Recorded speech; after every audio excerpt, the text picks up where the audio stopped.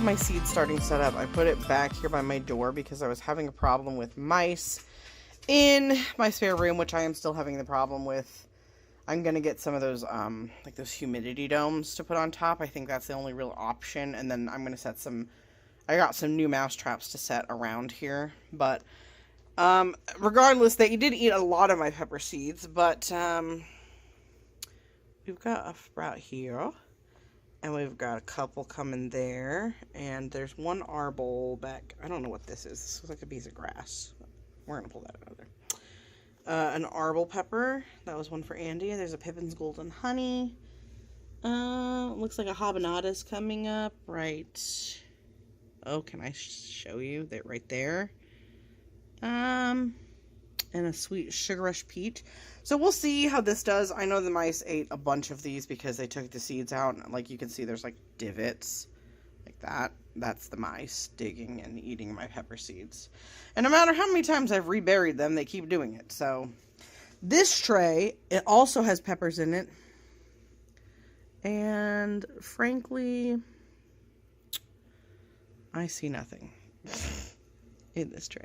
There is a random sprout back there that is something else because the mice dug all the seeds out of this tray. So whatever was previously in this tray, when they dug all that out, that was like all my brassicas and stuff. The only thing that they haven't really touched is my kale, and it looks crazy. And then they ate all of the tops off of, like you can see, the tops off of my lettuce. So, yeah, I have to figure out how to solve this problem in my particular circumstance, because this is in my house. I live in, obviously you can see outside, I live in the woods, like, I'm gonna have mice, and I don't want to, put out mouse poison, or rat poison because I have pets, and I'm not about that life, plus I have an outside cat, plus I have chicken, plus I just don't want to use chemicals and crap like that. So, I got some mouse traps. They're like the live mouse traps that they go into, and then you can, like, take them out. I just got them because they weren't too expensive. So we'll see if those work in addition to the humidity domes. But I have put off, I bought this tray. These are the Bootstrap Farmer trays, and I really like these, but I only have a limited amount of them, and I've used them for the last few years. One of my 1020 trays has a hole in it, so I can't use it to bottom water anymore. But so I bought this to just kind of throw some tomatoes in. I don't know if I'll use it. I also bought a soil blocker, but I haven't received that yet, so we're going to try some different stuff this year, in terms of seed starting and see what works, because I need to. And then, yeah, so right now all I have going for me really is kale. That's about it. And everything. And we got some peppers coming up. They're coming. Oh, I can't see it. It's not focused on the green. Well, you know. Anyway, so it's coming along. It's coming along. We're getting places. It's been a little bit of a struggle. So, I'm at my parents' place picking purple dead nettle, which is this. I don't know how it's focusing. Not to be confused with the henbit, which is this. So this is like the frillier leaves. The nettle has like the more... Oh, I'm getting mud all over me because dogs. Hold on. My, Whiskey and my mom's dog Buster are playing in the mud. Anyway, I'm picking this. And I'll talk about what I'm going to do with it later. So here's a good example. This is purple dead nettle. And this is henbit, if it'll focus. So you can see the difference in the leaves and the flowers. Anyway, I guess since the dogs have wandered off to another area, I will discuss this. So I am picking this to make salves and tinctures with. So purple dead nettle for tinctures, you can use it to make, it's for like seasonal allergies. You can take it, I would say, I think like 1 to 3 times a day, like a milliliter or so of purple dead nettle tincture. And if I make it, I'll probably show the process of how to make it, because it's not complicated. It's just pretty simple. And then I will show you the process of the salve as well, although I may wait on the salve and like mix it with other herbs like calendula and make like a first aid sort of salve, because you can use it for that as well. So as you can see, like, this is the nettle, and the stuff that's next to it with these frillier leaves, that's the henbit. So we don't want the henbit, we want the nettle. There's some here. I'm really bad at videoing and making at the same time, so please forgive me. But yeah, so that's what I'm doing today. We're just picking. I got a basket pretty full already, but I'm going to pick as much as I can because I need to dry some too, so, for salves. Also, you know, for anyone that cares, or even anyone that doesn't, I don't care. I've been reading the Bible. I am almost done. I've been reading cover to cover. And I started doing this, I think, late summer, maybe. I kind of read, like, the first, probably up through, like, Leviticus, maybe. I'm not sure. And then I kind of, like, didn't read for a period of time, and then so right now I'm in, Amos. And so I'm very close to the New Testament. Haven't read it yet, but I'm less than, like, 50 pages, I think. It's been honestly very transformative, and if you're interested in reading the Bible, like, I may go over an entire discussion of my, I guess we'll say it's a testimony, I suppose. But I decided to start reading this because I wanted to know for myself what it says. Because I keep getting told it says this, or the Bible says that, or Christians believe this, or they did this. And I'm like, I don't really understand, because, see, I grew up as a Christian. I drifted from it at around 18, got really wrapped up in, like,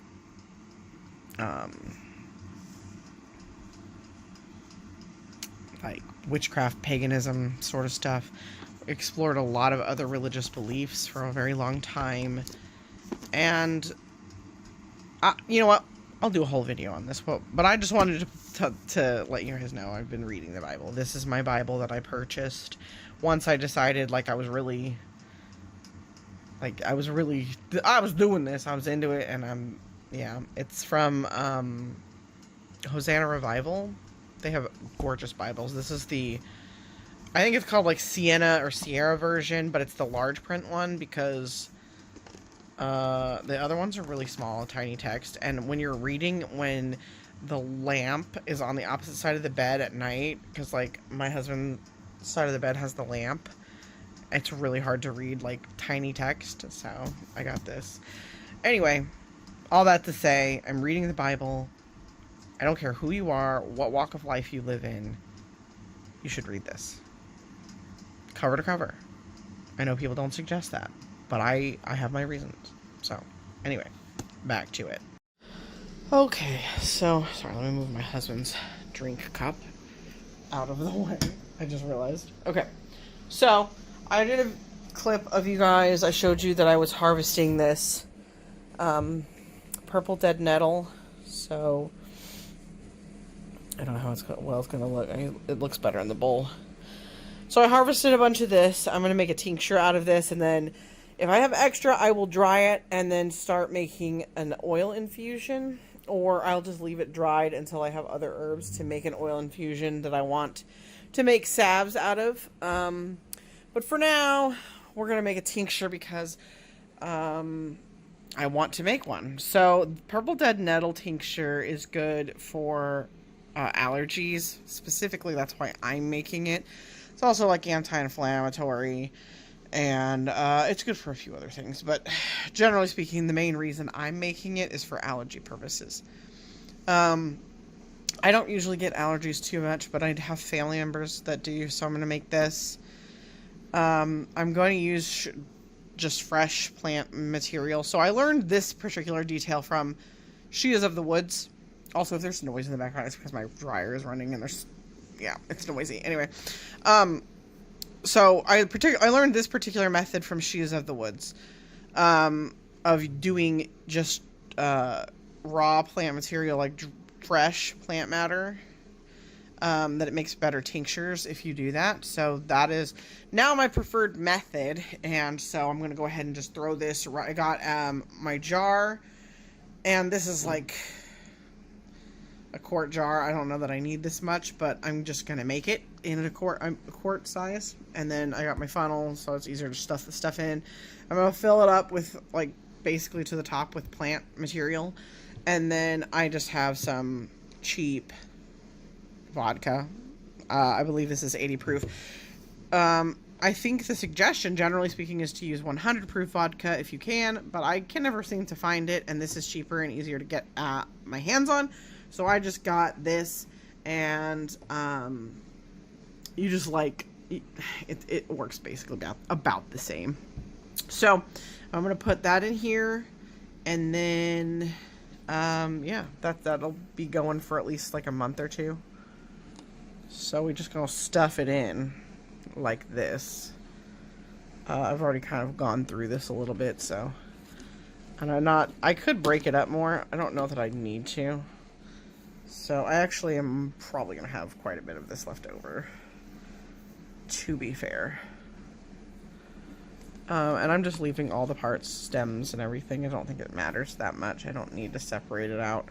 It's not going to make that much of a difference in this case. So, but yeah, you want to stuff it. You don't want to, like, cram it in, but you want it to be pretty full. So you want to, like, fill it pretty full and push it down in there, but you don't want to, like, stuff it, like, cram it down in. So that's where we're at here. That's probably enough, honestly. I could probably put a little bit more in. Yeah. We're gonna keep going. I'm like, oh, that's enough. No, I'm not happy with that. I have all of the, I don't want that. That's like a piece of grass. Hold on. Okay.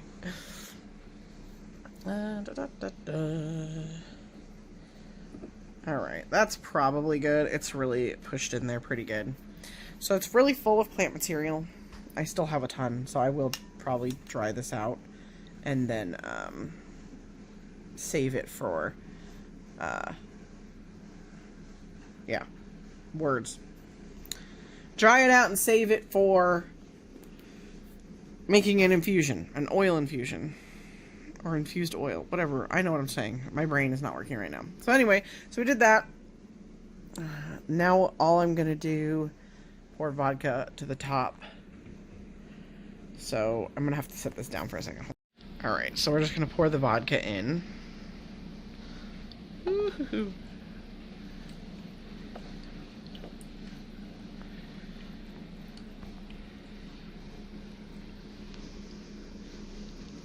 You can see it filling it up. And we're just going to cover the whole dude in vodka. The only other tincture that I have made recently, I made some a long time ago when I really didn't know that much. I'm still in the process of learning, so I'm still very new at this, so don't, you know, make you think that I know more than anybody else. But I made some tinctures when I was like 20. That was a long time ago.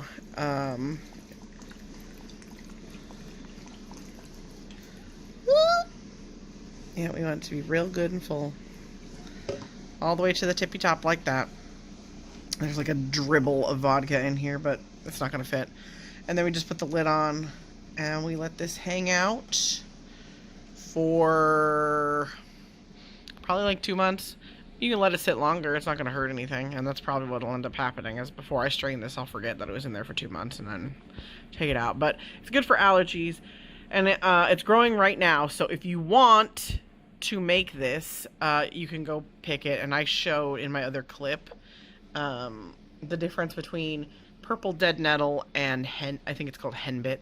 And because they grow at the same time, they both have purple flowers. They're kind of similar, but they're different. Their leaf style is different and everything. So anyway, that's how I make a tincture, and then we'll just leave this set, strain it out in a few months, probably put it in little dropper bottles, and then yeah, we'll have purple dead nettle tincture for allergy purposes. And you could take it, I believe, like a milliliter or so, like a dropper full, 1 to 3 times a day, depending on how bad your allergies are. Anyway, that's how it's done.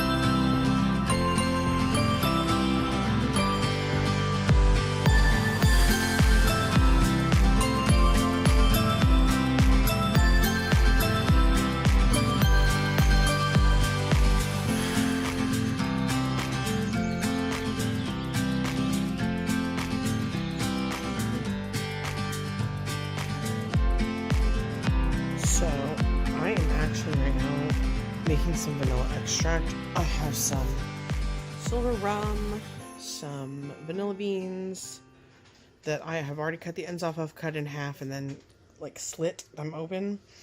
I've got my jars, and I bought these specifically for the size because I wanted to just make them like easy. So these are like 8.5 ounces. They're supposed to hold, hopefully it's like 1 ounce of beans to 8 ounces of liquor. So anyway, so I have this teared out, and I'm just, right now I'm doing the beans. So I'm filling these up with 1 ounce of beans, and then once I have all the beans sorted into the jars, I will then pour in the alcohol. So I'm letting my chickens out. It's a little late, but we're doing this now currently because we need to buy a new omelet door. This stopped working. Like, it just, I think that the batteries must have got corroded or something, because we tried to clean it out. I don't know, it's a thing. This is our current temporary solution. We put a cinder block in there. It's hard for anything to get in there and get to them. So good morning, chickens. Good morning.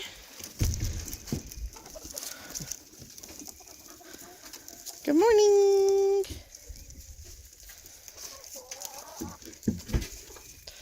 Hello. Good morning. I don't know if oh my goodness. I don't know if my husband, I don't know, they go down the hill. Happy chickens. I don't know if my husband fed them, so I'm going to check that. But yeah, this is what we've been doing to let the chickens out in the morning. But I find it kind of joyful because I get to watch all of my flock run down the hill. All happy. They're like, yay, you let us out. Hello, my fluffy-cheeked Americana lady. So, if I'm out of breath, it's because I've been shoveling. But, I got a load of compost from a local guy. That pile right there, this one, not the little one. And so I'm topping up my beds. So I've put it on these two. Ignore my arch. I have to re-zip tie it. The zip tie is broke. And I've topped up this bed, which I may, if I still have a lot left after I'm done, I may add more to these 3. And then I haven't done this one yet, as you can tell. But see, these beds sunk like a lot. You can see that's like probably almost 8 inches, probably. And maybe even down there, like where it's really dipped. These back beds sunk a lot. And they didn't have a lot in them last year, but I really wanted to get compost to top them up. So I've put in 1 wheelbarrow full here, which as you can see is not very much. It's going to take me a while, but I think I'm going to go take a break because I've been shoveling for like probably a couple hours to do these couple of beds. And so, assuming the weather's nice tomorrow, I'll probably be out here doing this again tomorrow to try and get these beds topped up so that I can get prepped for spring planting, because it is almost April, and I believe our last frost date is like April 15th, somewhere in there. But everybody here always has to plant after like Mother's Day. So the plan is tentatively I might put in some if I get to that day and the forecast looks okay, I may put some seeds in and just see.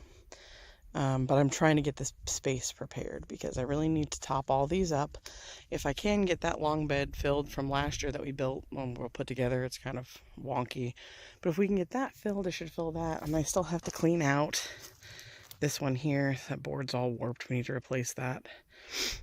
Clean that out. And then we have blackberries back there, which we need to build the bed like this around and fill with compost. So it just depends on how far this pile of compost will go. I know this is good soil because my mom bought a load of this, or 2 loads of this from this guy last year, and she bought another one this year. And she had the biggest squash plant I've ever seen in my life last year. So I'm excited about it. But I'm trying to get everything prepped, topped up. I need to cut off all these ties from last year and just do general cleaning of the garden. But yeah, that's where I'm at right now with my garden. I put down more weed fabric and the stakes obviously came out of the ground, which is unfortunate. I'm gonna have to redo those. It was really, really windy here yesterday though, so, and I just put that down. So I gotta fix that. And I really need to get more weed barrier because I want a weed barrier this whole section here all the way over that way. And then where that water spigot is, like right behind that, is where we want to put our greenhouse. I think we're going to build one out of cattle panels because it's really all I think we can afford to do, probably, if we can even afford that.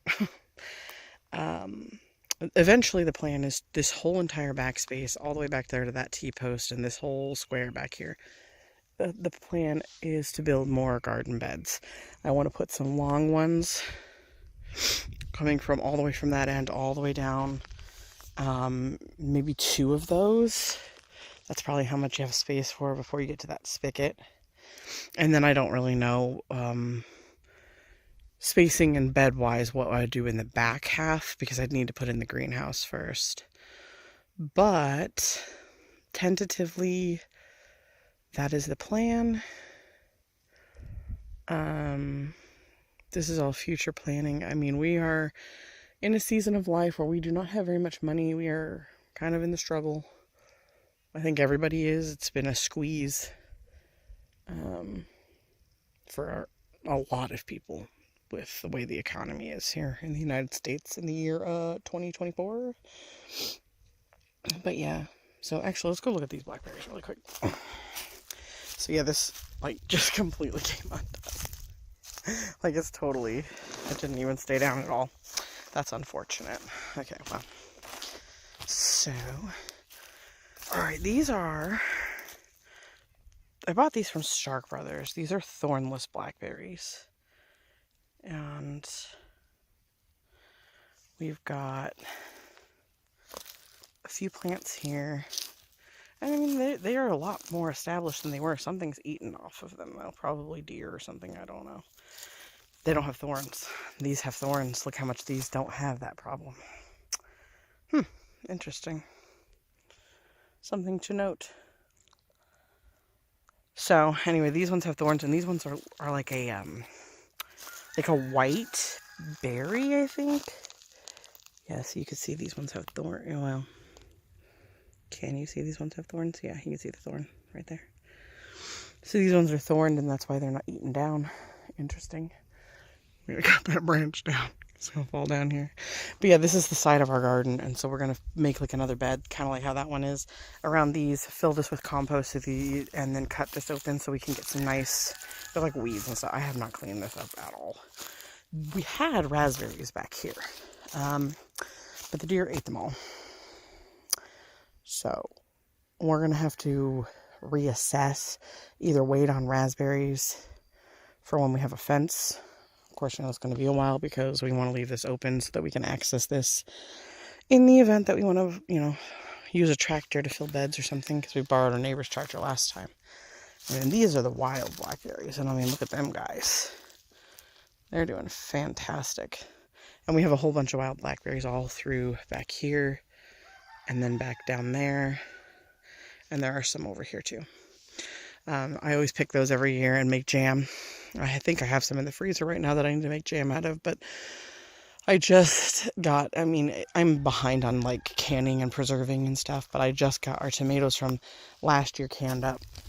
And then I'm going to make, I have bones in the freezer that I want to make bone broth, so we're going to do that. But yeah, this is how the garden's looking, and I'm just cleaning things up and getting it ready.